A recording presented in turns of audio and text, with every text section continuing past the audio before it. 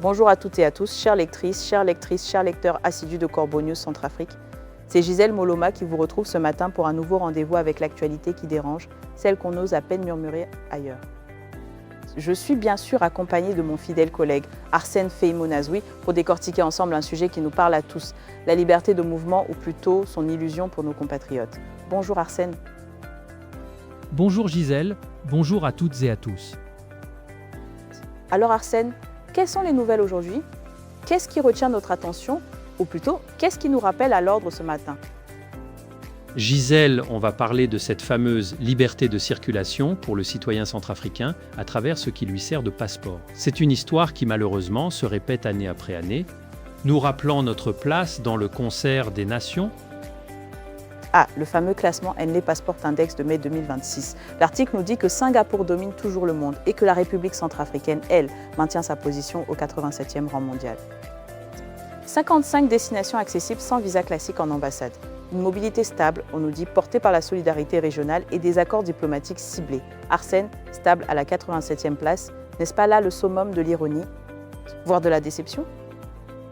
Gisèle, stable est un bien grand mot pour décrire une situation où l'on reste désespérément en queue de peloton et où la liberté de circulation est un concept bien relatif. 55 destinations, c'est ce que l'empereur Faustin Archange Touadéra aurait pour aller chercher son pain à la boulangerie du coin, sans même parler de ses voyages officiels où tout est ouvert pour lui. Pour le citoyen lambda, c'est une toute autre histoire, celle de la galère et des portes closes, une stabilité dans la médiocrité. Et ce fameux cœur de la mobilité en Afrique, Arsène, l'article souligne que l'Afrique reste la zone la plus accessible.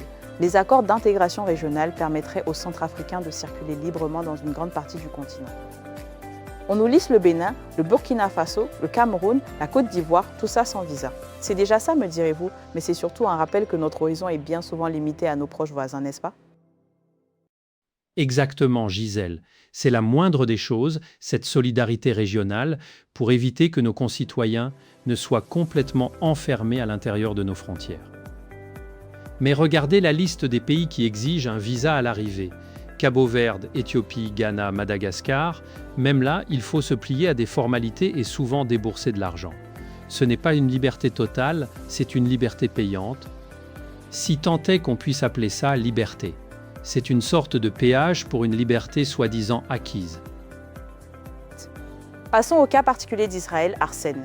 L'article nous apprend qu'en 2026, il faut un État-île, une autorisation de voyage électronique et non plus un simple visa à l'arrivée. Fini l'ambassade. Mais il faut quand même une autorisation en ligne. C'est un pas en avant vers la modernité ou juste une autre forme de barrière numérique pour filtrer les indésirables? Une autre gymnastique administrative, Gisèle, on remplace un guichet par un formulaire en ligne, mais le principe reste le même. On doit demander la permission d'entrée. C'est un exemple frappant de ces accords diplomatiques ciblés dont parlait l'introduction. On nous ouvre une petite fenêtre, mais il faut toujours prouver patte blanche, même si c'est de manière dématérialisée. C'est toujours une restriction.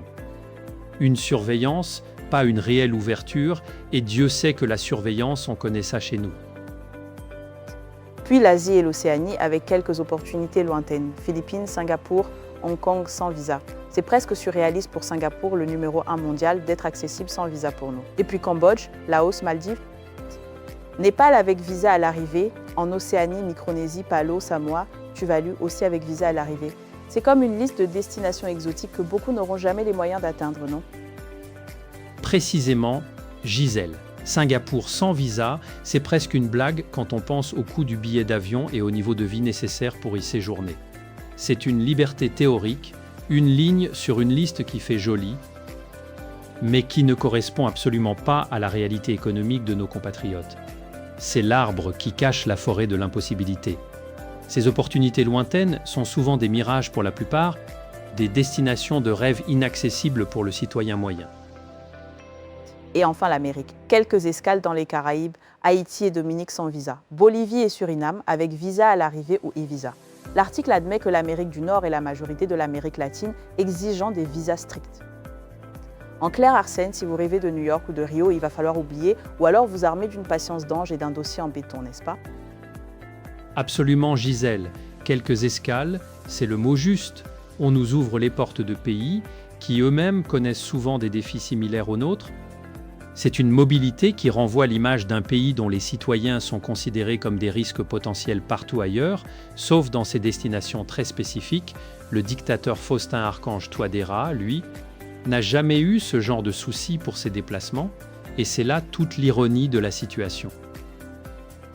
Et les conseils aux voyageurs Arsène, même pour un pays sans visa, passeport valide 6 mois, preuve d'hébergement, billet de retour, frais de visa à l'arrivée en espèces. En somme, rien n'est jamais simple, même quand ça semble l'être. On ne voyage pas avec un passeport centrafricain sans une bonne dose de préparation et de fonds. C'est une autre forme de restriction, cette fois-ci financière. Non, Gisèle, la liberté de circulation pour un Centrafricain, c'est une course d'obstacles, même pour les destinations dites accessibles. C'est un rappel constant des réalités économiques et politiques qui enserrent notre pays et ses citoyens. Un passeport, c'est censé être une clé, mais pour nous, c'est souvent un cadenas à peine entrouvert, et encore, il faut en avoir les moyens. Merci beaucoup, Arsène Feïmonazouy, pour cette analyse toujours aussi pertinente et éclairante. Cet article a été rédigé par Eric Azumi.